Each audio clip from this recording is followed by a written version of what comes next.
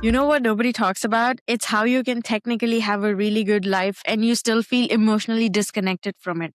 You always did the responsible thing. You worked hard. You were the go to person. You always stayed disciplined. And now everybody looks at you and says, oh, wow, look at them. They're doing great. But internally, you know what the truth is. You feel exhausted, disconnected from your own life that you worked so hard to build. You feel numb. And honestly, this is the problem of a lot of high achievers. A lot of high achievers are not actually thriving. They're just surviving in an extremely productive way. And that's a difference. The difference is survivor mode doesn't always look dramatic. Oh, wow, they're just surviving. Fine. It sometimes looks like you're going to work every day. You're replying to emails. You're working out. You're exercising, having movement, paying bills, showing up for everybody else, your friends, your family, your spouse. And slowly you're losing connection with yourself. I think a lot of millennials are experiencing this right now at this stage in their life. We became the generation of functionality and of just surviving. We know how to keep going no matter how tired we are emotionally, physically, mentally, whether there's a pandemic, whether the stock market is going on, doesn't matter. We just continue to function and people praise us for it. Eventually, one day you're going to wake up and you're going to realize that your entire personality is just being the responsible one. Nothing wrong in it, but you don't even know what you enjoy anymore outside of being productive or outside of this hustle culture. You don't know how to rest without feeling guilty. You don't know how to sit without feeling anxious and do nothing. And you know what the hardest part is going to be? You know that nobody's noticing this in you. Nobody notices that you're struggling because you made this life where you look successful from the outside. And that's what high functioning burnout is. You're still operating, but you don't feel alive anymore. And I think one of the reasons this happens is because a lot of us built lives around survival and earning more money instead of aligning to our values, instead of aligning to a life that makes us feel happy and makes us feel, wow, I love my life. We chose what felt safe, what looked successful on paper, and what made sense logically, but not always what made us feel connected emotionally. And eventually, that is catching up. I know that's catching up to you. That's why you're here. Because humans are not machines. You cannot disconnect from yourself for years and then expect fulfillment to magically appear from somewhere, from a tree or under a tree, I don't know where. And I know some people watching this are probably thinking, okay, I know this is happening and I know I built something which was safe but is not making me happy. But what do I do about it? And what can be done about it? Honestly, if you ask me, I don't think the solution is in blowing up your life overnight or changing things drastically starting tomorrow. I think the solution starts smaller than that. Smaller, but honest. Because healing doesn't usually start with this big change and retreats and solo trips and yoga and meditation. It starts with awareness. And trust me, I've been there, done that, and I know how that feels. You know that you have to be aware of what's going on inside yourself. And for that, you need to give time to yourself. You finally have to start admitting and realizing that, okay, something about the way that I'm living is no longer working out for me. And it's not going to be easy. I'm telling you right now. I'm calling you out here. It is uncomfortable, especially for people like you and I who are high achievers and overly ambitious about everything. Because when you've built your identity around being capable and being responsible, slowing down is actually going to feel super terrifying. And you're going to feel guilty for everything. You are going to feel guilty that you are struggling to just do the basic things when it comes easy for the rest of them, you know. Oh, it's the weekend, just sit around, go fish, do nothing, or just watch TV, do nothing. But that makes you feel guilty because you know you have so much potential in you and you're not doing anything about it. And you tell yourself, oh, but you know what? I need to be grateful for the life that I built. Other people have it worse. Technically, my life is fine. I don't have any problems. I have a roof on my head. I can pay my bills. And maybe that's true. It is 100% true for the most of us. But emotional exhaustion doesn't just disappear because your life is going to look okay on paper, because you get 100 out of 100 on paper. And I think that's where people get stuck. You keep trying to optimize yourself. You keep trying to optimize your systems, everything around you, instead of just sitting down and listening to your own self, instead of listening to your body. Don't go behind another routine, another productivity trap, and another self help, self improvement strategy. No, sometimes the issue is not discipline. You already proved that you're disciplined enough. Sometimes the issue is disconnection. That's what I'm trying to point out. I want you to be connected with yourself. I want to know what you like, what gives you joy, what recharges you. And I want you to just stop doing things for the sake of doing things. 100%. I am sure that you might have stopped checking in with yourself years ago because you became so focused on being the best. You became focused on surviving. You stopped noticing what's draining you, what's bringing you down emotionally, what's exhausting you, what environments make you feel heavy, even though they're paying well. What relationships are making you feel performative? Like, oh, yes, she's a great friend of mine, but is she actually listening to you? Do you actually pay attention to what's going on in her life? Do you care about her?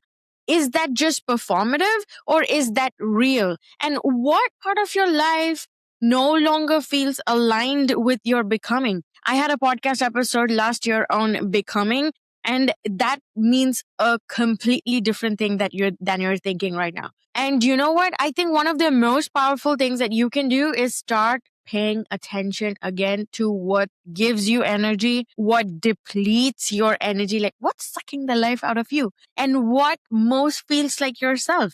It could be any simple thing. It could feel just not being connected to phone, Wi-Fi, or any networks for 5 minutes. Or maybe it's painting, maybe it's sketching, maybe it's just dancing, maybe it's going on a walk or meeting your friends for a coffee or a drink or whatever. I want you to pay attention to why and when are you actually feeling emotionally numb? Like what's happening in you and who are you becoming around certain people? Like, you know how you go to meet a certain set of friends, then you go meet a family member who is completely different. And you notice that, wow, I was completely different person here with the family member than I was with my friends. And that's interesting. So I want you to think about that. Who are you becoming around certain people and who are those people? Because burnout is not always solved by resting harder. Just because you took a 2-hour nap doesn't mean that you overcame burnout. It's something that you have to work on slowly, and it starts with you being honest, because I need you to agree and accept that you are being burnt out. I want you to feel more aligned, more intentional. Stop being the overachiever. Start becoming intentional. And no, that does not mean quitting your job tomorrow because you don't like your coworkers or you don't like the job and it's depleting your energy. Or I don't mean move to a new country and start totally different thing. No, sometimes alignment starts with tiny decisions. Be more honest. Create space for yourself. Like, this is me. That is my area. The entire house can hold a different aesthetic and, look very different. But this corner of the house is just mine because I love what it shows. Old books, new books, different sorts of books, plants that I love, gifts from friends, my books right there on the top. So this makes me feel like myself, even though this corner doesn't tie to the rest of the house. I am okay with it because that keeps me honest. And this corner shouts me. That's who I am. It gives me energy. I love it when I walk past this room or I see this corner. Like, wow, okay. That makes me happy. So I want you to find out what's that space. It doesn't have to be a physical space. It can be a mental space or an emotional one. And I want you to start saying no more often. Say no to friends that are depleting your energy. Say no to relatives who do not understand your cause. It's okay to break ties with people even though you're related to them.